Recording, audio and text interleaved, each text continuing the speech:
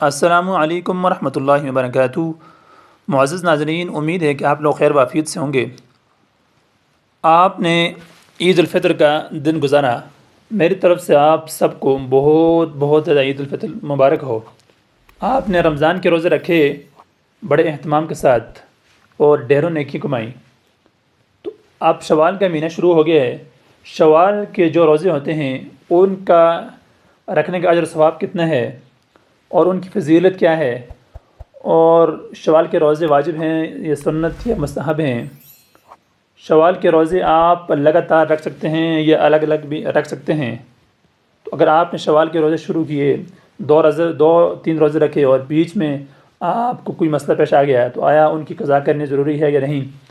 تو یہ سب باتیں آج کی اس ویڈیو میں آپ کے سامنے بیان کروں گا۔ معزز ناظرین، غور سے سنیے گا۔ شوال کے 6 روزوں کی فضیلت کیا ہے اور شوال کے روزے واجب ہیں یا سنت ہیں؟ شوال کے روزے الگ الگ آپ رکھ سکتے ہیں یا لگاتار رکھ سکتے ہیں۔ اس حوالے سے سب سے پہلے آپ شوال کے روزوں کی فضیلت سن لیں۔ حدیث میں شوال مکرم کے 6 روزوں کی بڑی اہمیت و فضیلت بیان ہوئی ہے۔ چنانچہ مسلم شریف میں روایت ہے کہ رسول اللہ صلی اللہ علیہ وسلم نے فرمایا، جس نے رمضان کے روزے رکھے پھر ان کے بعد 6 دن شوال میں روزے رکھے تو وہ ایسے ہے جیسا اس نے دہر کا روزہ رکھا۔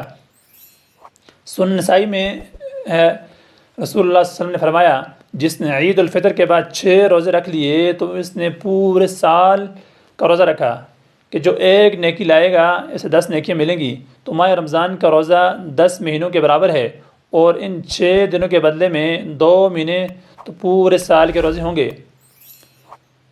اللہ تعالیٰ کے کریمانہ قانون کے مطابق ایک نیکی کا ثواب کم از کم 10 گنا ملتا ہے، جیسے کہ ارشاد ربانی ہے، فرمایا، من جاء بالحسنۃ فلہ عشر امثالھا، جو ایک نیکی لائے تو اس کے لیے اس جیسی 10 نیکیاں ہیں۔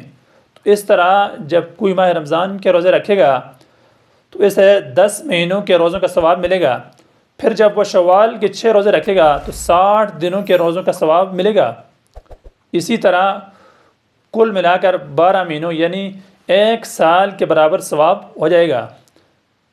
اس کے علاوہ ایک اور حدیث شریف میں ہے کہ نبی اکرم صلی اللہ علیہ وسلم نے ارشاد فرمایا، جس نے رمضان کے روزے رکھے پھر اس کے بعد 6 دن شوال میں رکھے تو گناہوں سے ایسے نکلے گا جیسے کہ آج ماں کی پیٹ سے وہ پیدا ہوا ہو۔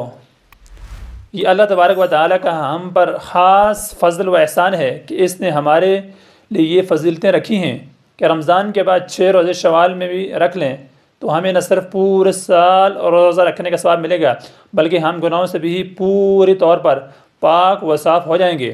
لہذا ہمیں اللہ عز و جل کے اس فضل و کرم سے خوب فائدہ اٹھانا چاہیے اور یہ سنہرا موقع کبھی ہاتھ سے نہیں جانے دینا چاہیے۔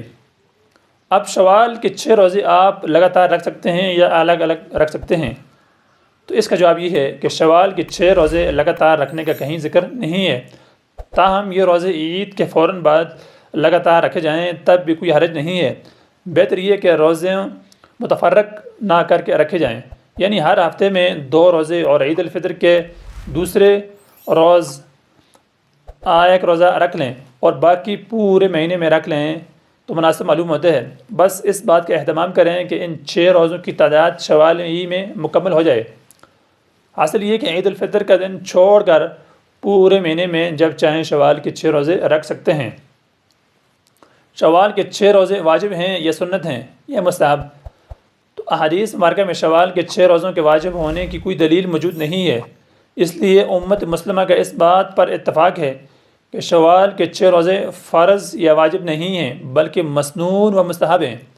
معزز ناظرین، شوال کے جو یہ 6 روزے ہیں یہ کیا ہیں؟ مسنون مستحب ہیں۔ اگر آپ ان کو رکھیں گے تو آپ کو اجر و ثواب ملے گا، اگر یہ روزے نہیں رکھے تو آپ گنہگار نہیں ہوں گے۔ اگر شوال کے 2 یا 3 روزے ہی رکھے تو کیا حکم ہے؟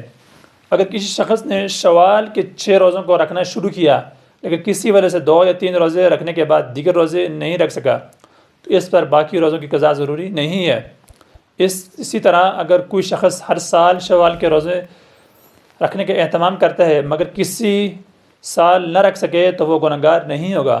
اور نہ ہی اس پر ان روزوں کی قضا واجب ہوگی۔ تو معزز ناظرین، آپ کے سامنے شوال کے روزوں کے مسائل بیان ہوئے، آپ نے ان کو پوری طرح سمجھ لی ہے۔ تو اگر کسی کو کوئی مسئلہ ہو، اگر سمجھ نہ آئی ہو تو وہ کمنٹ کے اندر لازمی پوچھ سکتا ہے۔ معزز ناظرین، مجھے اپنے نیک دعاؤں میں ضرور یاد رکھیے گا۔ تو اللہ تعالیٰ سے دعا ہے کہ اللہ تعالیٰ آپ کو ان 6 روزے رکھنے کی توفیق عطا فرمائے۔ وآخر دعوانا